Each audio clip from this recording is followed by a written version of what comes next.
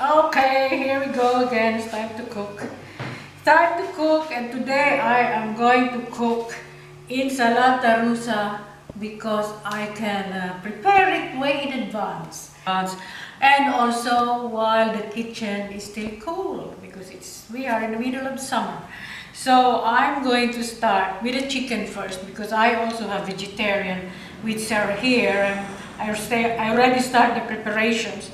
So I'm going to start the chicken because it takes a lot longer to cook this. So in here, in my pot, I have got about handful of fresh lemon verbena. If you cannot find fresh lemon verbena, which I only use fresh anyway, you can use bay leaves for about 4 of them, or you can use both. So let me bring all this together, the ingredients which needs to be bring up to the boil. So I'm putting a roughly chop of onion and lightly crushed garlic and about half a liter of water. Let's bring this over to the fire so we can start cooking now. So this need to be bring up to the boil up to about 10 minutes in order to bring all the flavors together. So I also add 4 tablespoons of olive oil, which is very important for this particular dish, so the chicken doesn't get dry, especially breast. So I'm going to put the lid on, and I'll come back to you later when I'm ready to put the chicken in after 10 minutes.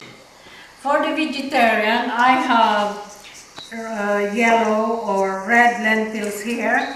This is going to be cooked for about 20 minutes, so I better start the cooking process.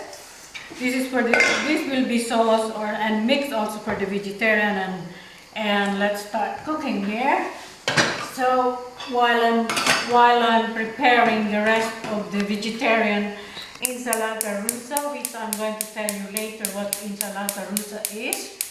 Let me continue preparing for the vegetarian, which are potatoes, which I already start cutting them. It's about half an inch thick. You can cut them how much you like. You can cut it chunkier or any size you like. Likewise, the beans are also roughly the same size basically here I'm looking for.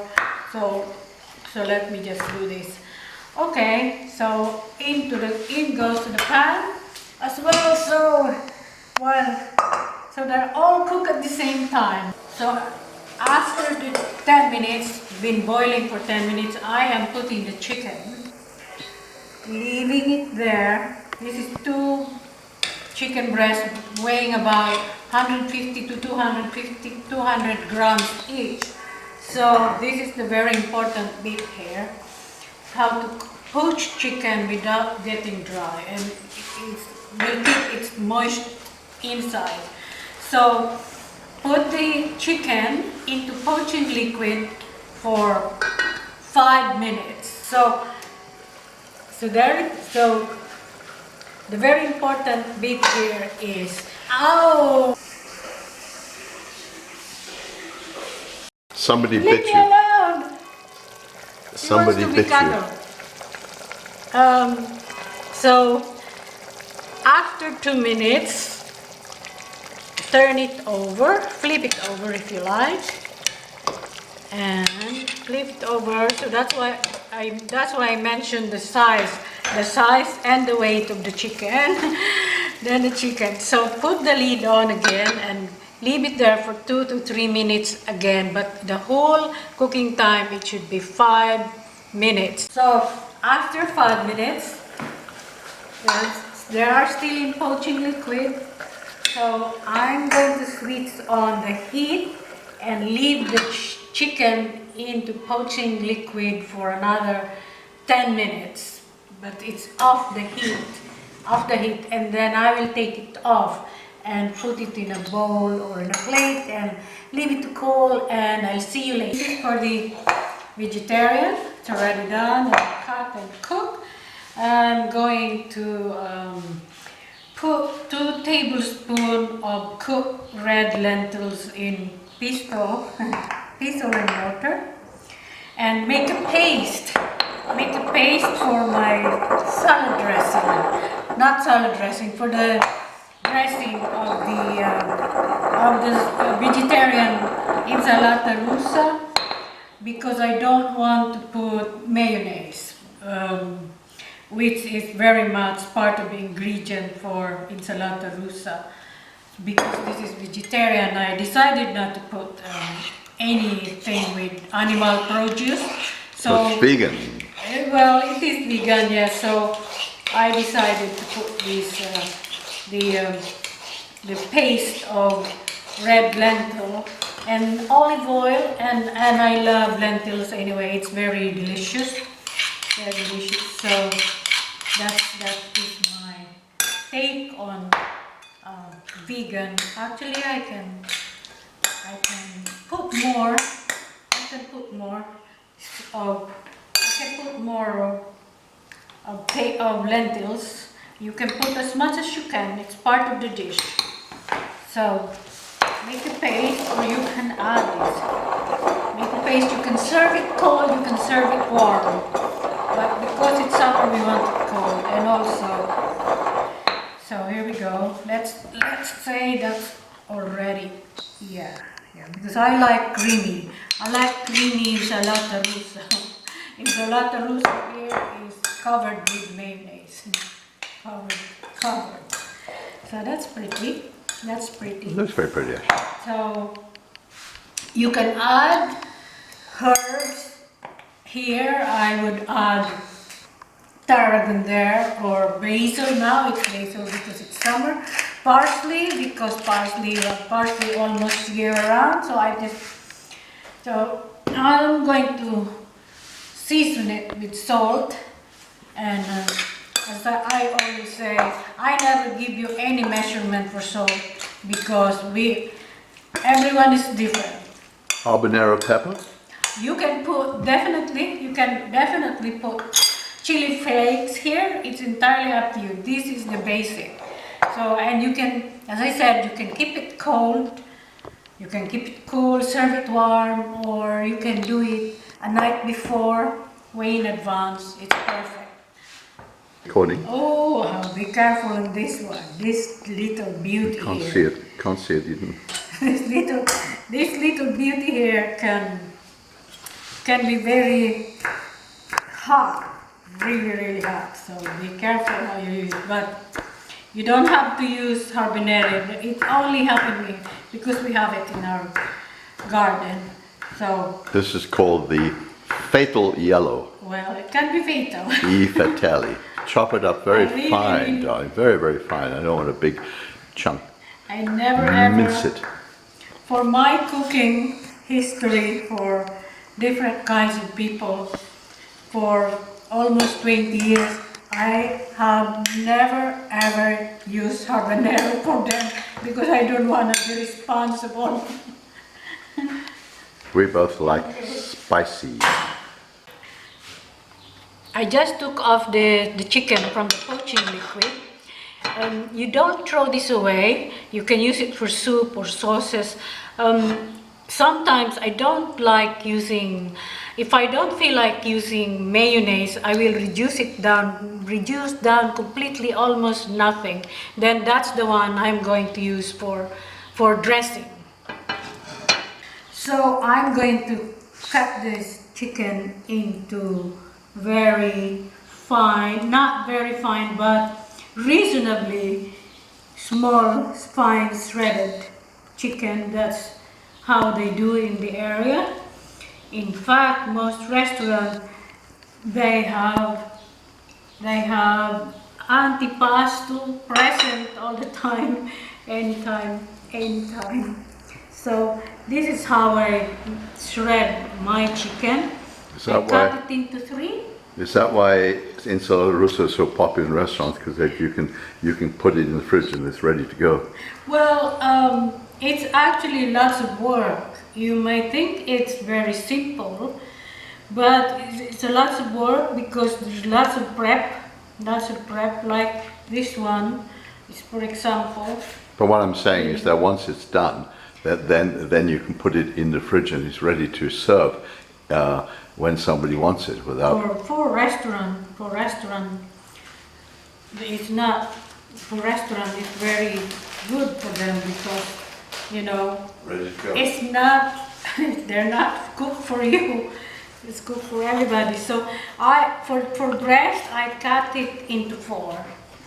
So look how thin it is. So now I'm going to cut it this way, across the grain.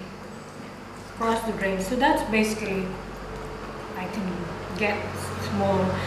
In most of the Insalata Russa here is mixed with vegetable, carrots especially, and prosciutto cotto, cooked ham, which is called capricciosa, Insalata capricciosa. So for now, for me, I'm just going to use chicken. Do they ever make it? Do they ever make it with cabbage? A what? Cabbage. I've not come across with cabbage, which they should. I was just curious because for me, the word Insalata Russa, Russian salad, and you know that lettuce doesn't do that well in Russia. They use cabbage. Most of my friends married with Italian when we go and have a meal with them, and I always have Insalata Russa, and every single of them have got their version. So here's my version. So this is Heinz Euro mayonnaise, which we saw a whole program on, how they spent a year in the Heinz factory in Netherlands developing a mayonnaise with many, many tastings that would fit all different tastes in Europe, because previously every different country had their own version of mayonnaise. So, yes, I know I can make my own mayonnaise, but I am very happy when I just open a jar and it's ready for me. And here it is. I'm making the dressing for the Insalata Russa my way again. It has to be my way. So I'm putting 4 tablespoons of mayonnaise, and that's 4 tablespoons because I like it really creamy, actually, really creamy. So I'm adding into 4 tablespoons of mayonnaise. I'll start with a teaspoon of wasabi. Everybody knows wasabi is. So I will add that on, and let's see, and I will put another half a teaspoon. Honestly, it's entirely up to you. Gosh, how much. we didn't make the wasabi from scratch, and we didn't make the mayonnaise from scratch. Wow. I did not dig my horseradish. Yeah. So, But you think you have to have a special type of horseradish for wasabi. So this is my Oh, dressing, it looks very good. which is elevation from typical Insalata Russa in the region. So why not try something new? So here it is. So the heat, I've done this before so many times. The heat from the wasabi will lift the chicken, which sometimes chicken need a little bit of helping hand. That everybody knows. So 1.5 teaspoons to start with.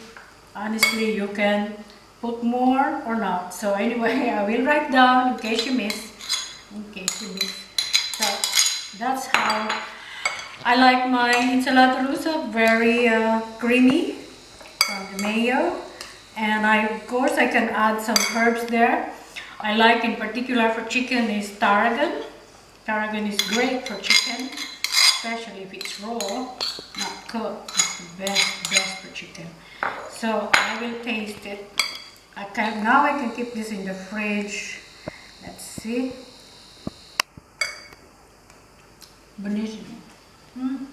Honestly, I At this point, I have to hold my pause not to eat the whole bowl, not to share it with my husband.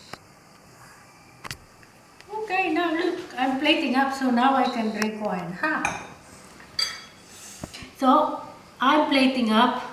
You don't have to do this, but I feel like doing it today. For me, for myself. Putting it on a lettuce leaves, which is gorgeously, beautifully presented this way, very light, which is what we want for summer. It's light food to beat the heat. So here it is. With the heat of the wasabi. The heat of wasabi will counteract that, yeah, sure. No, the wasabi is actually very subtle. Very subtle. So I think that's for me. No, I want some. That's no, for I me. want some too. Oh, you want some too? I thought you're vegetarian. Yeah, but I'm going to have some of. I'm going to have both. Okay. And you should have some of both too. Okay. So that's gorgeous.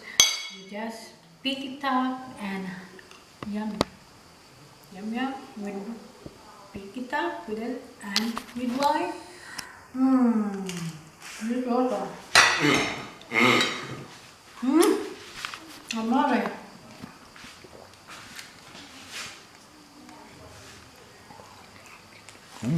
Most yummy. Yummy.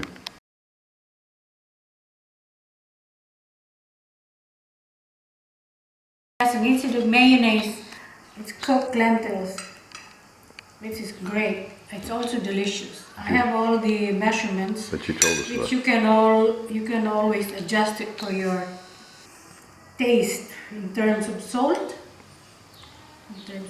But it is very summery. I do like that word. Summery? What's summery? Summer? Summertime and the living is easy. Okay. Fish are jumping and the corn is high. Okay, that's one. Your daddy's rich One more portion. and your mama's good looking. Okay, here it is. I can hear the bell, meaning it's time to eat. Our commune bell. That's the church. Reminds you it's time to go home if you're working on the field. No, If you're a sweetheart. cook, it's time to feed the rest of the family. It's 1 o'clock when people have finished their lunch now and are ready to go back to work. So, go. And that's not the community bell, that's the parish bell.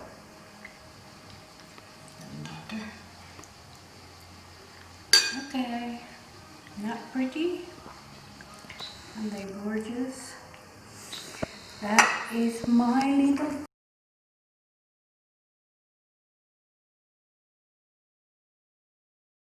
Anyway, we're finally ready to eat after all the Instagramming.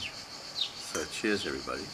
And another episode goes by, another week goes by in Piedmontese, another summer day, hot, but it's okay. It's a nice little breeze going today, and we hope that people will be able to come and stay with us in the not too distant future. So what else to say but bon appetito, and let's try this delicious Insalata Russa, 2 ways, Rina's Russa. Ciao, grazie. It's summer, so, and it's outdoor, therefore it should be no fun. I can taste the habanero in the vegetarian version. Wow. Wow. No, I think it needs tomato. You need tomato? Yeah.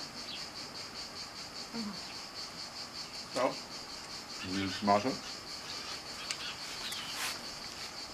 It's the joy of having tomatoes available. You just pop them in, take them off, slice them off. We can go. If we run out of lettuce, we can just go and walk over, and get some more lettuce. So anyway, cheers. Happy summer to everybody. Stay safe.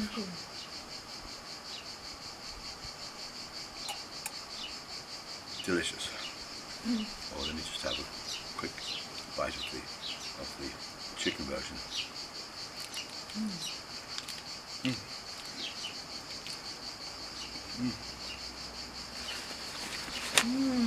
I don't know which one's better.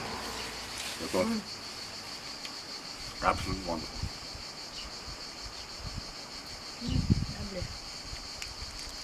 Lovely.